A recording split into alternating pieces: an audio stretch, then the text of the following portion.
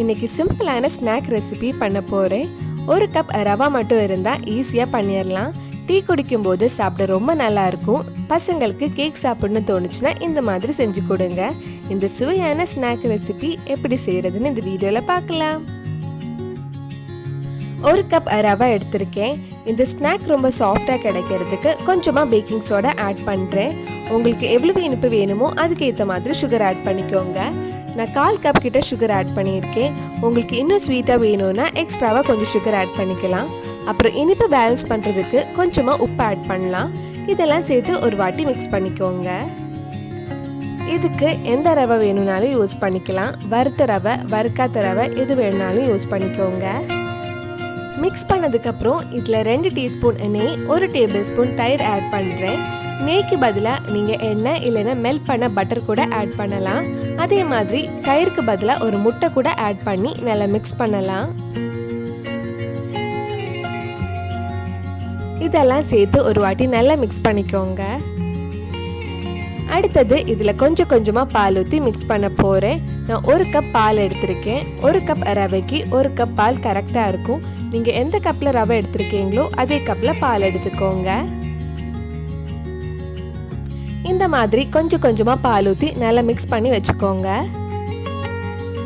நம்ம சேனலில் இதுக்கு முன்னாடி பண்ண ஸ்நாக் ரெசிபீஸ் எல்லாம் நீங்கள் இன்னும் பார்க்கலன்னா அதோட லிங்க் கீழே டிஸ்கிரிப்ஷனில் இருக்குது.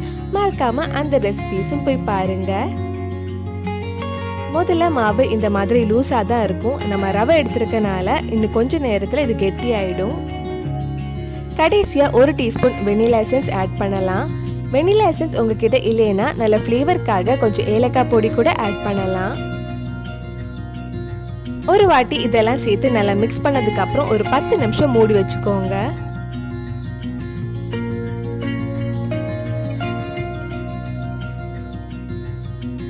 இப்போ இது முன்னாடி இருந்ததை விட மாவு நல்லா கெட்டி ஆயிடுச்சு.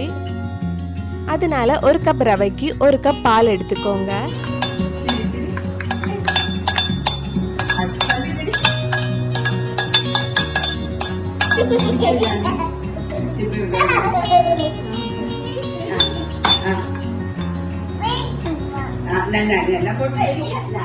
என் பசங்களுக்கு பிடிச்ச ஸ்நாக்ஸ் ஏதாவது பண்ணுறதா இருந்தால் கிச்சன்லேயே சுற்றிட்டே தான் இருப்பாங்க.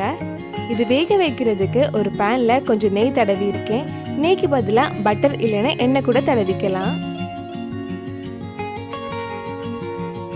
நெய் தடவினதுக்கு அப்புறம் இதில் நம்ம ரெடி பண்ணி வச்சிருக்கிற மாவு ஊற்ற போகிறேன். ஊத்துனதுக்கு அப்புறம் இந்த மாதிரி ஒரு வாட்டி லெவல் பண்ணிக்கோங்க.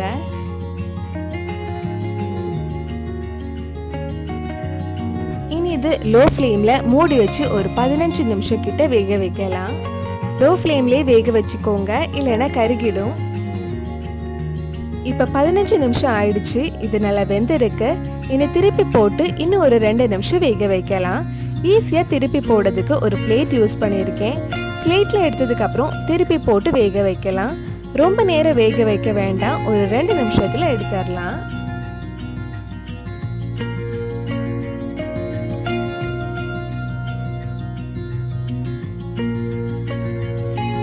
இப்போ 2 நிமிஷம் ஆயிடுச்சு. இனி இது ஒரு பிளேட்டுக்கு மாற்றிடலாம். நம்ம டேஸ்டியான ஸ்நாக் ரெடி ஆயிடுச்சு. ரொம்ப ஈஸியாக பண்ணிடலாம். இனி இது சூடாக இருக்கும் போதே நம்ம கட் பண்ணி சாப்பிடலாம். கண்டிப்பாக நீங்களும் இந்த ஸ்நாக் ரெசிபியை வீட்டில் செஞ்சு பார்த்துட்டு எப்படி இருந்துன்னு கீழே கமெண்ட் பாக்ஸில் சொல்லுங்கள்.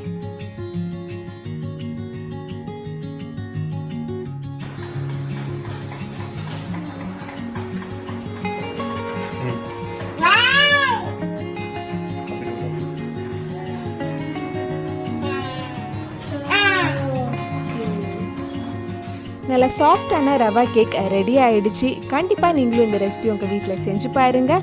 பிடிச்சிருந்தா இந்த வீடியோவை லைக் பண்ணுங்கள், உங்கள் ஃப்ரெண்ட்ஸ் அண்ட் ஃபேமிலிக்கு ஷேர் பண்ணுங்கள். வேறு என்னெல்லாம் ஸ்நாக் ரெசிபி நம்ம சேனலில் ட்ரை பண்ணலான்னு கீழே கமெண்ட் பாக்ஸில் சொல்லுங்கள். நீங்கள் இன்னும் என்னோடய சேனலை சப்ஸ்கிரைப் பண்ணலைன்னா மறக்காமல் சேனலையும் சப்ஸ்கிரைப் பண்ணிடுங்க.